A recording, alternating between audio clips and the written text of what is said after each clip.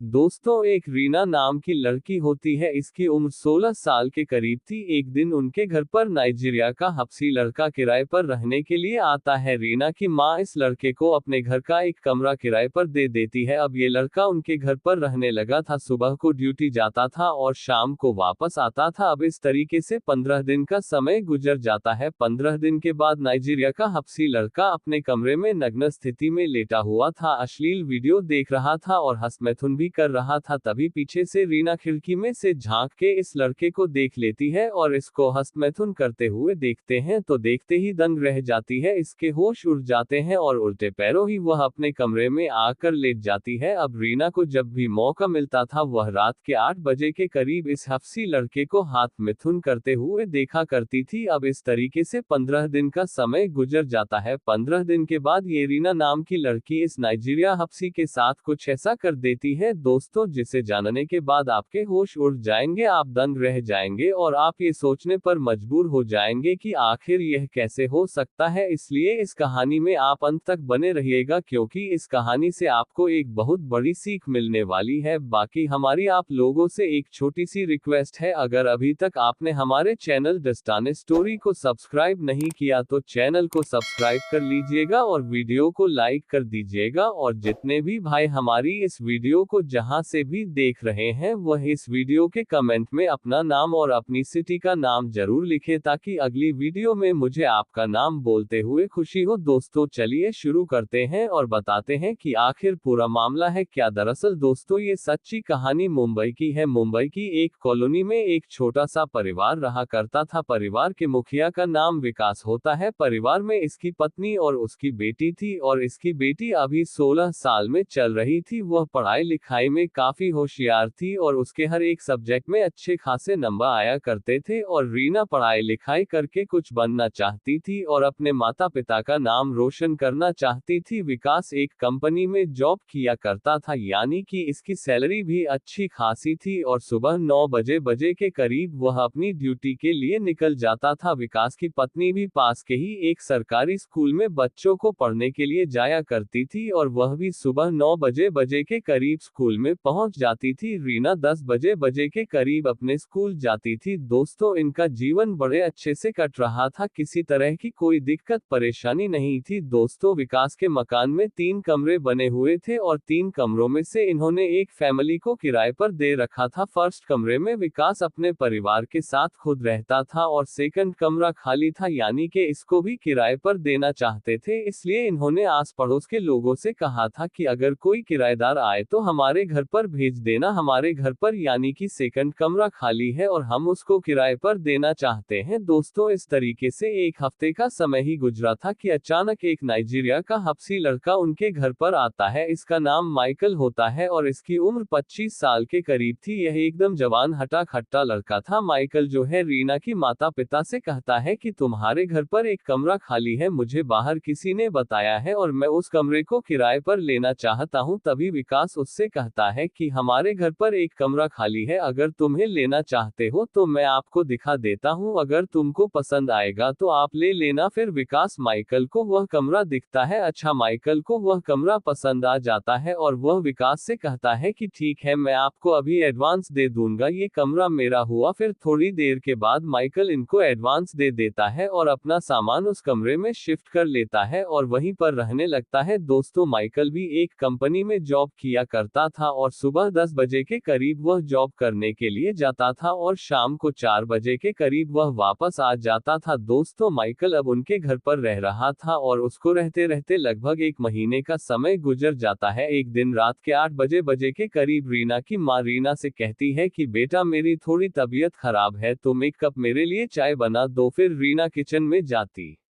है और अपनी माँ के लिए चाय बनाने लगती है। तभी वह देखते हैं कि किचन में तो चीनी खत्म है। फिर वह अपनी माँ से कहती है कि माँ चीनी खत्म है, अब मैं चाय कैसे बनाऊं। फिर उसकी माँ रीना से कहती है कि बेटा आप ऊपर वाले कमरे पर चले जाओ और माइकल से चीनी उधार लेकर आ जाओ, जब हमारी चीनी आ जाएगी तो हम उसको वापस कर देंगे। अब रीना ऊपर वाले कमरे में चली जाती है, यानी कि माइकल वाले कमरे में चली जाती है। उसका दरवाजा अंदर से बंद था। अब रीना सोचती है कि मैं खिड़की से माइकल को आवाज लगाऊं ताकि वह दरवाजा खोल दे। फिर रीना खिड़की में झांक के जब देखी है तो माइकल बिल्कुल नग्न होकर अश्लील वीडियो देख रहा था और हंसमैथुन भी कर रहा था। रीना जब उसको इस अवस्था में देखती है और हंसमैथुन करते हुए देखते हैं तो दंग रह जाती है, उसके होश उड़ जाते हैं और तुरंत ही वह उल्टे पैरों वापस आती है और अपने कमरे में लेट जाती है। फिर थोड़ी देर के बाद अपनी माँ से कहती है कि माँ, माइकल के पास भी चीनी नहीं है, उसकी चीनी भी खत्म हो गई है, तुम पापा से चीनी मंगा लो। दोस्तों, रीना अब रात का खाना खाती है और अपने कमरे में जाकर लेट जाती है। रीना को नींद नहीं आ रही थी, वह इधर उधर करवटें ले रही थी। उसको नाइजीरिया के हबशी लड़के के बारे में ही याद आ रही थी। उसने जिस अवस्था में उसको देखा था उस अवस्था में उसने पहली बार किसी लड़के को देखा था। अब इस तरीके से दोस्तों वह रात तो कट जाती है। फिर अगले दिन जब सुबह होती है, रीना अपने स्कूल चली जाती है और अपने स्कूल में उसके फ्रेंड होती है जिसका नाम पूजा होता है। वह पूजा से कैसे पूरी कहानी बताती है। पूजा जब रीना की यह बात सुनती है तो उस पर हंसने लगती है और उससे कहती है कि तेरे घर में एक जवान हट्टा कट्टा लड़का रह रहा है, वह भी नाइजीरिया का हबशी, तू उसे फंसाने में नाकामयाब है। अगर तू एक बार उसे अपने प्यार के जाल में फंसा लेती है तो वह लड़का तुझे वह सारी खुशियां देगा जो तुझे पहले कभी नहीं मिली होगी। अब रीना पूजा की पूरी बात समझ जाती है और समझने के बाद वह यही सोचने लगती है कि वह माइकल को अपने प्यार के जाल में फंसा कर ही रहेगी। अब इस तरीके से दोस्तों स्कूल की छुट्टी हो जाती है, रीना अपने घर आती है, शाम का खाना खाती है और होमवर्क करने के बाद अपने कमरे में जाकर लेट जाती है। दोस्तों, रीना को जब भी मौका मिलता था वह रात के 8 बजे के करीब अपने ऊपर वाले कमरे में जाती थी। माइकल को नग्न अवस्था में खिड़की से झांक कर देखा करती थी जब वह हंसमैथुन किया करता था और अश्लील वीडियो देखा करता था। अब इस तरीके से 15 दिन का समय गुजर जाता है। 15 दिन के बाद एक दिन रीना माइकल को चुपके से देख रही थी, वह अश्लील वीडियो देख रहा था और हंसमैथुन भी कर रहा था। तभी माइकल को कुछ शक हो जाता है और वह ये सोचने लगता है कि मुझे कोई चुपके से देख रहा है। तभी माइकल खिड़की में देखा तो उसको रीना चुपके से देख रही थी। अब रीना को भी पता लग जा चुका था कि माइकल ने उसको देख लिया है। अब रीना तुरंत ही वहां से भाग के अपने कमरे में आकर सो जाती है। दोस्तों, फिर अगले दिन जब सुबह होती है तो रीना अपने स्कूल नहीं जाती, वह छुट्टी मार लेती और अपने माता पिता से कहती है कि आज मैं स्कूल नहीं जा सकती क्योंकि मेरी तबीयत थोड़ी खराब है। उसके माता पिता कहते हैं कि ठीक है बेटा, तुम घर पर ही रहो, आराम करो। अब माइकल को भी अचानक पता लग जाता है कि रीना ने अपने स्कूल की छुट्टी मारी है और आज पूरा दिन वह घर पर ही रहेगी। अब माइकल भी अपने ऑफिस की छुट्टी मार लेता है और वह भी सोचने लगता है कि आज वह रीना से बात कर ही रहेगा। दोस्तों, 10 से 11 बजे का समय होता है। माइकल नीचे से ऊपर, ऊपर से नीचे चक्कर काटने लगता है और रीना से बात करने की कोशिश करता है। अब रीना भी माइकल से बात करने की कोशिश कर रही थी, वह सोच रही थी कि आज माइकल से बात करके ही रहेगी, लेकिन ये दोनों एक दूसरे से कह नहीं पा रहे थे, कहाने से डरते थे। अब माइकल के दिमाग में प्लान चलता है, वह तुरंत ही रीना के पास आता है और उससे कहता है कि मेरे घर पर प्याज खत्म हो गई है, क्या तुम उधर मुझे प्याज दे सकती हो? जब मैं मार्केट से लेंगे तो आपको वापस कर दूंगा। अब रीना किचन में जाती है और प्याज उठाती है और बाहर आती है और उसको देने लगती है। तभी माइकल रीना का हाथ पकड़ लेता है और रीना से कहता है कि कल रात 8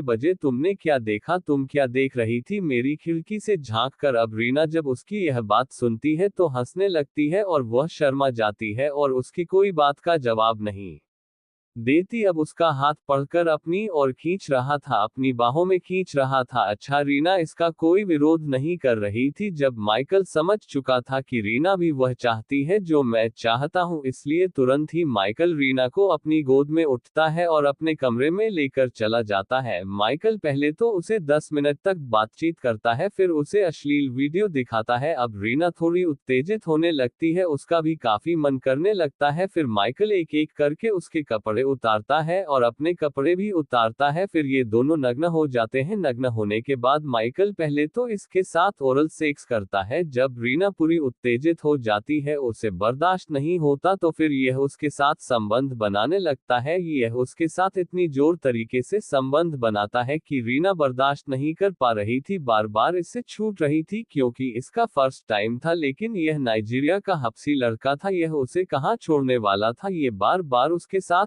संबंध बना रहा था। लगभग 10 मिनट तक यह उसके साथ संबंध बनाता है, फिर रीना को भी अच्छा लगने लगता है और वह भी माइकल का साथ देने लगती है। लगभग 2-3 बार यह एक दूसरे के साथ संबंध बनाते हैं और जब दोनों संतुष्ट हो जाते हैं तो वहीं पर लेट जाते हैं। दोस्तों, जब रीना को जब भी मौका मिलता था वह माइकल के कमरे में जाती थी और उसके साथ संबंध बनाया करती थी। इस तरीके से 1 महीने का समय गुजर जाता है। 1 महीने के बाद माइकल एक दिन रीना से कहता है कि इस तरह से चुप चुप कर हम कब तक मिलेंगे, क्यों ना हम भागकर शादी कर लेते हैं। अब रीना को उसकी यह बात पसंद आ जाती है और वह भी माइकल से कहती कि आप सही कह रहे हो, हम दोनों को भागकर शादी कर लेनी चाहिए। दोस्तों, एक दिन इनको मौका मिल जाता है। रीना के माता पिता अपनी ड्यूटी गए हुए थे, फिर ये दोनों थोड़ा बहुत सामान उठाते हैं और घर छोड़कर भाग जाते हैं। फिर शाम के समय रीना के माता पिता जब घर पर आते हैं तो अपनी बेटी को घर पर न पाकर वह काफी परेशान होने लगते हैं और इधर उधर ढूंढने लगते हैं, लेकिन कहीं बाहर ढूंढने के बाद उसकी बेटी नहीं मिलती। फिर यह ऊपर वाले कमरे में जाते हैं, ऊपर माइकल भी नहीं था और वह भी अपने घर छोड़कर भाग चुका था। अब विकास पूरी तरीके से समझ चुका था कि माइकल उसकी बेटी को लेकर भाग चुका है। अब विकास तुरंत ही नजदीकी पुलिस स्टेशन पहुंचता है और वहां के दरोगा से माइकल के खिलाफ रिपोर्ट दर्ज करवाता है कि माइकल उसकी बेटी को लेकर भाग चुका है। अब पुलिस उसकी रिपोर्ट लिख लेती है और माइकल का नंबर लेती है और उसकी बेटी का भी नंबर ले लेती है और दोनों नंबरों को ट्रेस पर लगा दिया जाता है। अब 1 महीने के बाद दोस्तों पुलिस को एक जानकारी मिलती है कि ये दोनों मुंबई की एक कॉलोनी में रह रहे थे। अब तुरंत पुलिस बल वहां पर पहुंच जाता है और इन दोनों को गिरफ्तार कर लिया जाता है। गिरफ्तार करने के बाद इनको थाने लेकर आते हैं, फिर उनसे पूछताछ की जाती है तो पूछताछ में ये पता लगता है कि इन दोनों ने शादी कर ली है। दोस्तों, रीना 16 साल की नाबालिग लड़की थी, इसलिए पुलिस उसे बाल सुधार गृह भेज देती है और माइकल के ऊपर बलात्कार का मुकदमा दर्ज करके उसको जेल भेज देती है। दोस्तों, इस कहानी को सुनने का हमारा मकसद आप लोगों को परेशान करना या आपका दिल दुखाना नहीं था, सिर्फ आप लोगों को जागरूक करना था कि आप हमेशा कभी भी किसी को किराएदार रख रहे हैं तो आप सबसे पहले उसके बारे में जान लीजिए, यह व्यक्ति कैसा है, और अपने बच्चों पर भी ध्यान दीजिए कि वह किससे बात कर रहे हैं, किस फोन पर बात कर रहे हैं, क्या वह अपने फोन में देख रहे हैं। अगर दोस्तों आप अपने बच्चों का ध्यान नहीं रखेंगे तो हो सकता है आपके बच्चे बिगड़ जाए और एक गलत कदम उठा ले। तो दोस्तों, फिर मिलते हैं किसी और नई कहानी के साथ, तब तक के लिए जय हिंद दोस्तों।